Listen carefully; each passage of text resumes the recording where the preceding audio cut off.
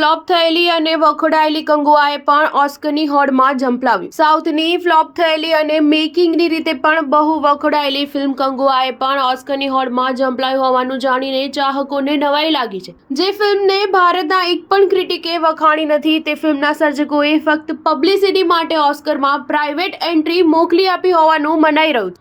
Oscar દ્વારા આ વર્ષે ઓસ્કર માટે એન્ટ્રીને પાત્ર બનેલી ફિલ્મોની યાદી જાહેર કરી હતી. તેમાં સૂર્યા, બોબી દેઓલ સહિતના કલાકારોની કંગુઆઓનું પણ નામ સામેલ હોવાનું જણાયા બાદ ચાહકોએ અનેક કમેન્ટ્સ કરી હતી. આ યાદીમાં દેશ વિદેશના અનેક ફિલ્મ ફેસ્ટિવલમાં બહુ વખણાયેલી ઓલ વી ઇમેજિન એઝ લાઇટ પણ સામેલ છે. વાસ્તવમાં ભારતના અનેક ફિલ્મ ચાહકોએ એવો મત વ્યક્ત કર્યો છે કે ભારતે સત્તાવાર એન્ટ્રી તરીકે લાપતા લેડીઝને મોકલવાને બદલે ઓલ વી ઇમેજિન એઝ લાઇટને મોકલવાની જરૂર હતી.